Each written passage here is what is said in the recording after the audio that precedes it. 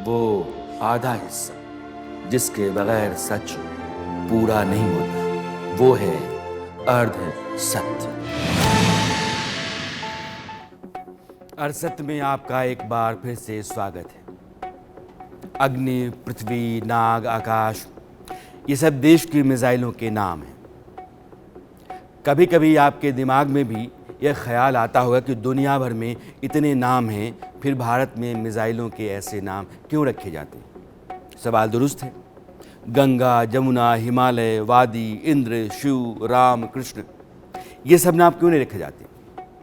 अभी हाल ही में जिस महाविनाशक मिसाइल का टेस्ट हुआ, जो ICBM है, इंटरकॉन्टिनेंटल बैलिस्टिक मिसाइल, 1.5 टन परमाणु हथियार लेकर 7,000 किलोमीटर जाकर तबाही मचा सकती है, उसका नाम है अग्नि।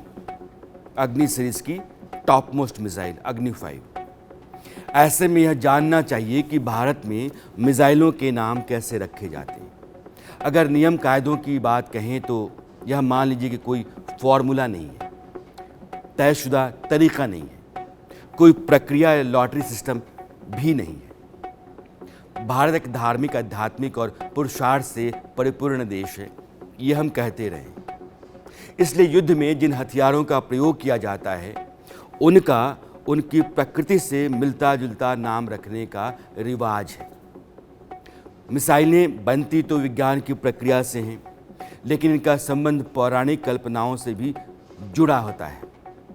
रामायण, महाभारत जैसे ग्रंथों में कई हथियारों का उल्लेख हम पढ़ते सुनते आए हैं। उन्हें अस्त्र कहा जाता है। अस्त्र, पौराणिक कथाओं में अस्त्र जो फेंक करके आप मारते हैं।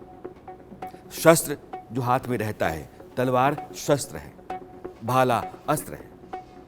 तो मंत्रों से इनकी दिशा तब तय की जाती थी। आज के युग में वही अस्त्र मिसाइल कहे जाते हैं।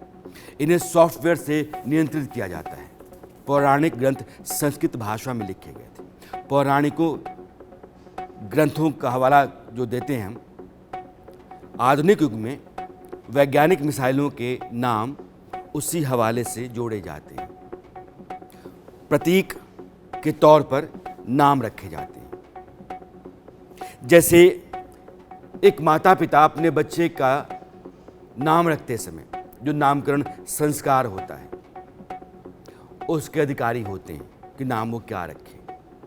उसी तरह से मिसाइल को बनाने वाले वैज्ञानिक ही उसका नाम रखते हैं। ये नियम तो नहीं है, लेकिन किसी को उस पर आपत्ति भी नहीं रही है।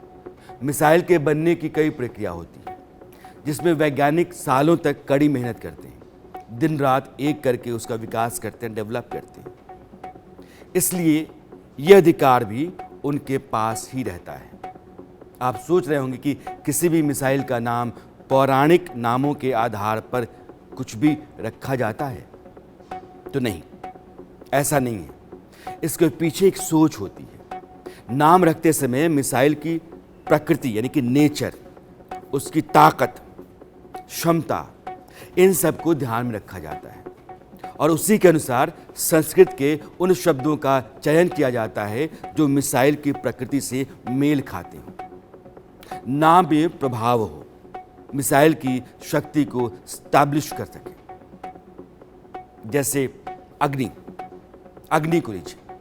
अग्नि मिसाइल की सीरीज है, अग्नि 1, 2, 3, 4, 5।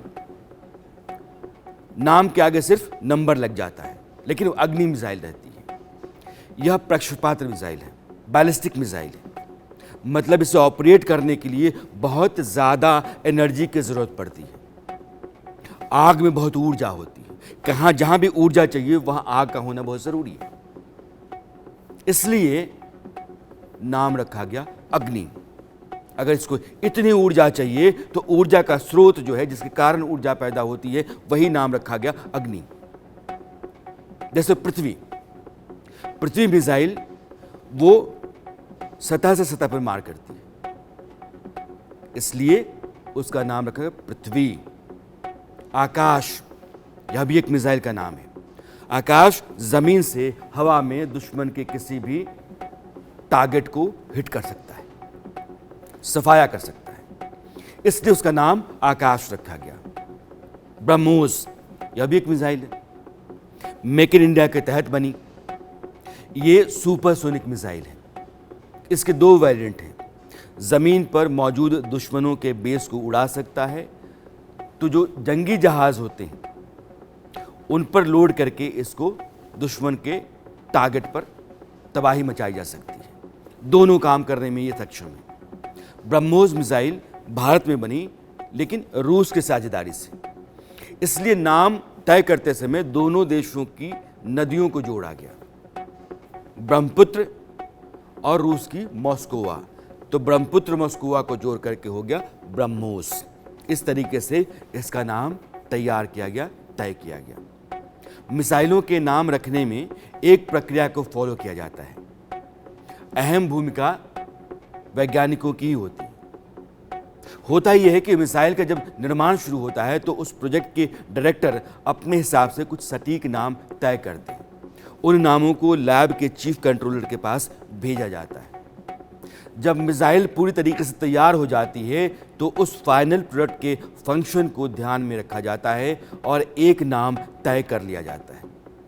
इस प्रक्रिया में वैज्ञानिक तर्क को भी आधार बनाया जाता है कि यह नाम तय करते समय हम कोई लॉजिक रख रहे हैं क्या, और इसका काम जो है, इसकी ताकत इस नाम को साबित करती है क्या। भारत की पहली मिसाइल बनाने की कहानी भी रोचक है। जब नाम पर चर्चा हो रही है तो थोड़ा मिसाइल के बारे में जान लें। सोचिए, कोई देश पहली बार मिसाइल बना रहा हो और वो सिर्फ 5 साल में ही सफलतापूर्वक परीक्षण कर ले। यह कारनामा भारत ने किया। पृथ्वी भारत की पहली मिसाइल है। 25 फरवरी 1988 को भारत ने पहली मिसाइल पृथ्वी का सफल परीक्षण किया था। मिसाइल की ज़रूरत भारत को इसलिए पड़ी कि आज़ादी के बाद उसे एक के बाद एक लड़ाइयाँ लड़नी पड़ी। मसलन 62 में चीन के साथ, 65 और 71 में पाकिस्तान के साथ।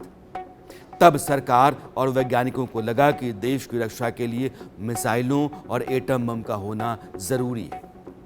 1958 में ही DRDO की स्थापना की जा चुकी थी। आगे चल करके doctor APJ Abdul Kalam DRDO में वैज्ञानिक थे। कलाम साहब की अगुवाई में ही DRDO के वैज्ञानिकों ने integrated guided missile development programme, जिसको IGMDP कहते हैं, उसका प्रस्ताव तैयार किया। उस दौर में दुनिया में सिर्फ 4 ही देश थे जिनके पास अपने मिसाइल सिस्टम थे। 26 जुलाई 1983 को भारत सरकार ने IGMDP को हरी झंडी दे दी। तब प्रधानमंत्री थी इंदिरा गांधी और उन्होंने 300 करोड़ रुपए का बजट भी अलग कर दिया इसके लिए। तीनों सेनाओं के लिए 5 मिसाइल सिस्टम के डेवलपमेंट को मंजूरी मिली। काम शुरू हुआ। इस बीच में मिसेस गांधी की हत्या हो गई 1984 में। लेकिन मिसाइल सिस्टम के डेवलपमेंट का काम रुका नहीं। 1985 की शुरुआती समय में परीक्षण हुआ और आखिरकार 25 फरवरी 1988 को भारत ने अपना पहला मिसाइल परीक्षण करके दुनिया को चौंका दिया।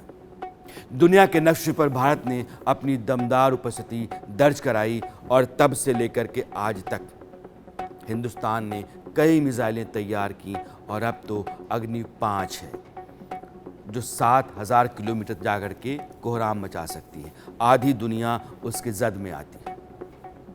वो आधा हिस्सा जिसके बगैर सच पूरा नहीं होता, वो है अर्ध सत्य।